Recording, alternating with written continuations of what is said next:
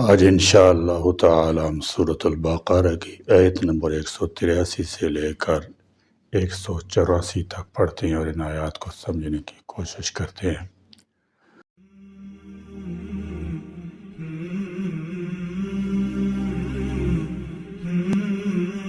اعوذ باللہ من الشیطان الرجیم، بسم اللہ الرحمن الرحیم۔ یا ایہا الذین آمنوا کتب علیکم الصیام کما کتب علی الذین من قبلکم لعلکم تتقون ایاما معدودات فمن كان منكم مريضا أو على سفر فعدة من أيام أخر وعلى الذين يطيقونه فدية طعام مسكين فمن تطوع خيرا فهو خير له وأن تصوموا خير لكم إن كنتم تعلمون یا ایہا الذین، اے وہ لوگو جو آمنو ایمان لائے ہو، کتبہ فرض کیے گئے، علیکم تم پر، الصیام روزے، کما جیسے کتبہ فرض کیے گئے، علی الذین اوپر ان لوگوں کے جو من قبلکم تم سے پہلے تھے، لعلکم تاکہ تم تتقون پرہیزگار بن جاؤ۔ کتب کا لفظ فرضیت کے لیے آتا ہے، جیسے اس سے پہلے قصاص کے متعلق آیا تھا، کتب علیکم القصاص، یعنی تم پر قصاص فرض کیا گیا۔ اسی طرح وصیت کے متعلق آ چکا ہے، کتب علیکم اذا حضر احدکم الموت، تو تم پر وصیت کرنا لازم ہے۔ ارکان اسلام میں توحید رسالت پر عقیدہ کے بعد نماز، پھر زکوٰۃ، پھر روزہ کا نمبر ہے، چوتھا نمبر حج کا ہے، اسی ترتیب سے پانچواں رکن جہاد ہے۔ اسی طرح یہاں پر روزوں کے متعلق کتب علیکم الصیام، یعنی تم پر روزے فرض کیے گئے ہیں۔ صیام صوم روزہ کا مصدر ہے، جس کے شرعی معنی ہے صبح صادق سے لے کر غروب آفتاب تک کھانے پینے اور بیوی سے ہم بستری کرنے سے اللہ کی رضا کے لیے رکے رہنا۔ یہ عبادت چونکہ نفس کی طہارت اور تزکیہ کے لیے بہت اہم ہے، اس لیے اسے تم سے پہلی امتوں پر بھی فرض کیا گیا تھا۔ اس کا سب سے بڑا مقصد تقوی کا حصول ہے، اور تقوی انسان کے اخلاق و کردار کے سنوارنے میں بنیادی کردار ادا کرتا ہے۔ اس آیت میں ارکان اسلام میں سے ایک اہم رکن روزہ کا بیان ہے۔ آیت میں فرمایا گیا جیسے تم سے پہلے لوگوں پر فرض تھے۔ اس سے معلوم ہوتا ہے کہ روزہ بہت قدیم عبادت ہے۔ حضرت آدم علیہ السلام سے لے کر تمام شریعتوں میں روزے فرض ہوتے چلے آئے ہیں، اگرچہ گزشتہ امتوں کے روزوں کے دن اور احکام ہم سے مختلف ہوتے تھے۔ یاد رہے کہ رمضان کے روزے 10 شعبان 2 ہجری میں فرض ہوئے تھے۔ جس طرح اس سے پہلے اصولوں کو تقوی کے اصول کا ذریعہ قرار دیا گیا، اس طرح روزہ رکھنے کی غرض و غایت بھی تحصیل تقوی ہی بیان کی گئی ہے۔ روزہ سے قرب خداوندی حاصل ہوتا ہے، خدا کی محبت اور نیکی کی رغبت بڑھتی ہے، باطن پاک صاف ہو جاتا ہے، دل گناہوں سے پاک اور مال حرام سے متنفر ہو جاتا ہے۔ اور عبداللہ بن مسعود رضی اللہ تعالی عنہ سے روایت ہے، رسول اللہ صلی اللہ تعالی علیہ وسلم نے فرمایا، اے جوانوں، تم میں جو کوئی نکاح کی استطاعت رکھتا ہے وہ نکاح کرے، کہ یہ اجنبی عورت کی طرف نظر کرنے سے نکاح کو روکنے والا ہے اور شرمگاہ کی حفاظت کرنے والا ہے، اور جس میں نکاح کی استطاعت نہیں وہ روزے رکھے، کہ روزہ قاطع شہوت ہے۔ روزہ ہر پیغمبر کی شریعت میں فرض رہا ہے، البتہ روزوں کی تعداد اور وقت میں فرق تھا۔ یہاں روزہ کی غرض و غایت بیان فرمائی کہ روزہ بظاہر فاقہ تکلیف معلوم ہوتا ہے، مگر اس میں تمہارے لیے روحانی فوائد ہیں، اور اس کا سب سے بڑا فائدہ یہ ہے کہ تم روزے رکھنے سے متقی پرہیزگار بن جاؤ گے، کیونکہ روزہ رکھنے سے قوت شہوانیہ ضعیف ہو جائے گی اور نفس کی خواہش مرغوبات نفسانیہ کی طرف کم ہو جائے گی، جس کا نتیجہ گناہوں سے بچنے، نیکی کے کاموں میں رغبت کی صورت میں ظاہر ہوگا ہوگا، یہی تقوی ہے۔ اس روحانی تزکیے کے علاوہ روزہ سے بدن کی اصلاح بھی ہوتی ہے۔ روزہ کے روحانی فوائد کے ساتھ ساتھ اس کے جسمانی فوائد بھی ہیں۔ نبی کریم صلی اللہ تعالی علیہ وسلم نے فرمایا روزہ رکھو تاکہ تمہیں صحت نصیب ہو۔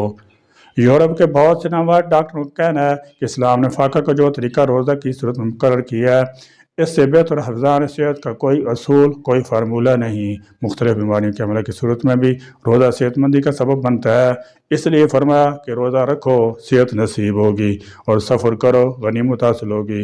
بسا اوقات اقامت میں آدمی کامیاب نہیں ہوتا، مگر سفر کرنے سے اللہ تعالیٰ سے وسائل پیدا کر دیتا ہے جو اس کی کامیابی کا سبب بن جاتے ہیں اور انسان تنگی سے نکل کر فراخی میں داخل ہو جاتا ہے۔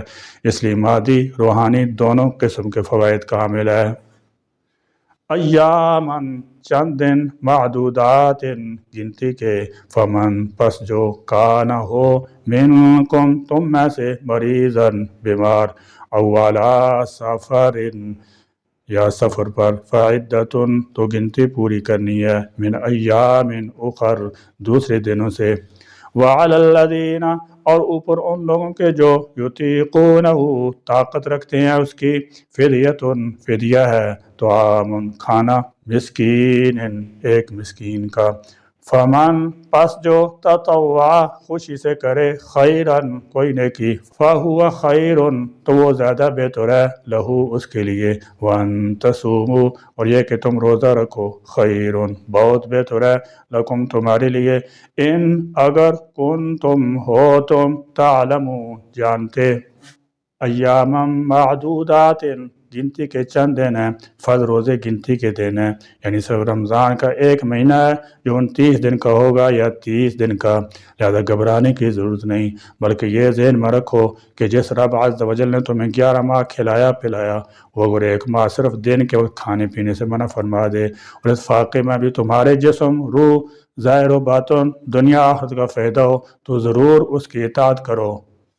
فمن کان منکم مریضا تم میں سے جو کوئی بیمار ہو، حیض و نفاس والی عورت، تو روزہ رکھنے کی اجازت ہی نہیں، وہ تو بعد میں قضا کرے۔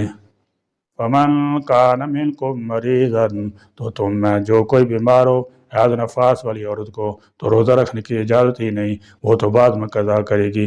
اس کے علاوہ بھی چند افراد ہیں جن روزہ چھوڑنے کی اجازت ہے۔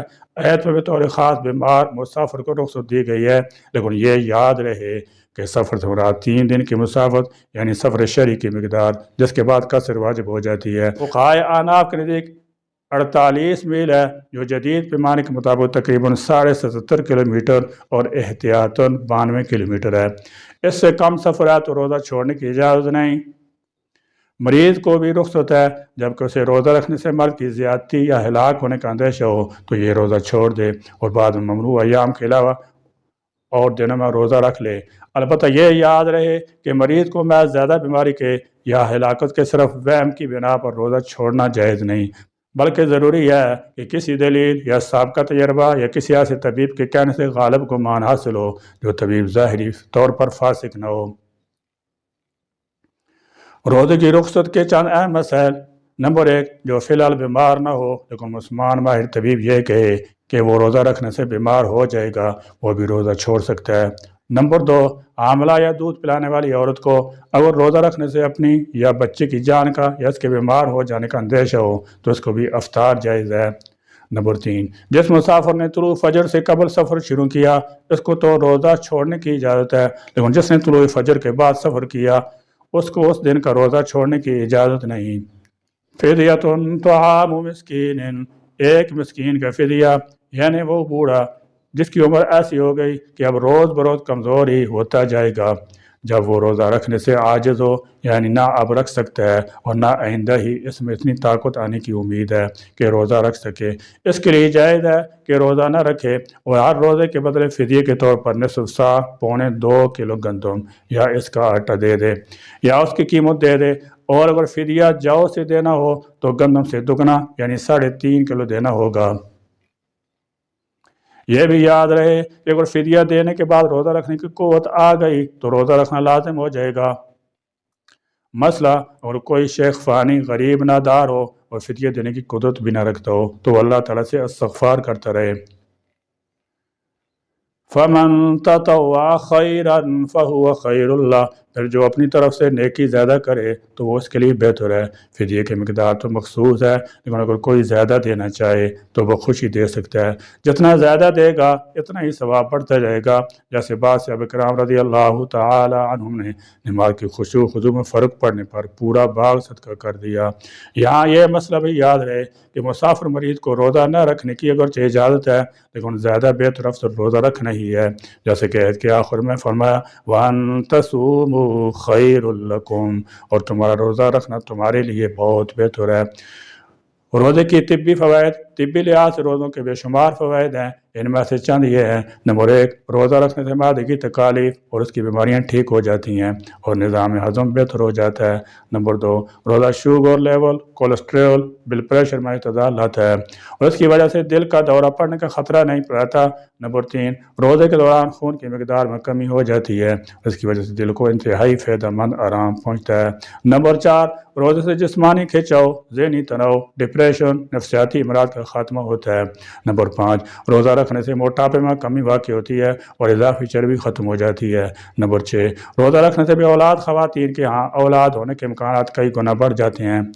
بہرحال روزہ انسان کے اخلاقی روحانی کردار کی اصلاح کا اظہار ہے۔ روزے کا مقصد مضبط نفس، تزکیہ نفس، خدا شناسی، ہمدردی، دیکھ بھال اور اشتراک کا جذبہ، انسانی محبت، خدا سے محبت پیدا کرنے میں مدد کرتا ہے۔ روزہ ایک عالمگیر رسم ہے اور دنیا کے تمام مذاہب اس کی وکالت کرتے ہیں۔ اسلامی روزہ محض فاقہ کشی یا خود انکاری کے برخلاف عبادت، خدا کی اطاعت، شکر گزاری، معافی، روحانی تربیت، خود کو پرکھنے کا عمل ہے۔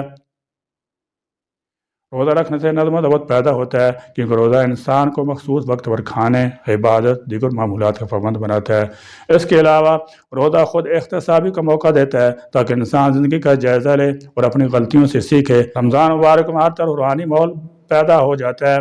دن بھر روزے کے ساتھ ساتھ نفل، نماز، ذکر، قرآن کی تلاوت کی جاتی ہے، ہاتھ اور نیکیوں کا چرچا ہوتا ہے، لوگ مساجد میں آتے ہیں، دینی محفلوں کا انعقاد کرتے ہیں۔ اس مقدس مہینے میں عبادات کا ماحول بندے کو اللہ کے قریب کر دیتا ہے، جس کی بدولت اس کی نیکیوں میں اضافہ ہوتا ہے، دعائیں قبول ہوتی ہیں اور وہ جنت کا مستحق بنتا ہے۔ نبی کرم صلی اللہ تعالی علیہ وسلم نے فرمایا جس نے رمضان میں ایک نفل عبادت کی اسے فرض عبادت کا ثواب ملے گا، اور جس نے ایک فرض عبادت ادا کی اسے 70 فرضوں کے برابر ثواب ملے گا۔ اس حدیث سے معلوم ہوتا ہے کہ رمضان میں کی گئی ہر نیکی کا اجر کئی گنا بڑھا دیا جاتا ہے۔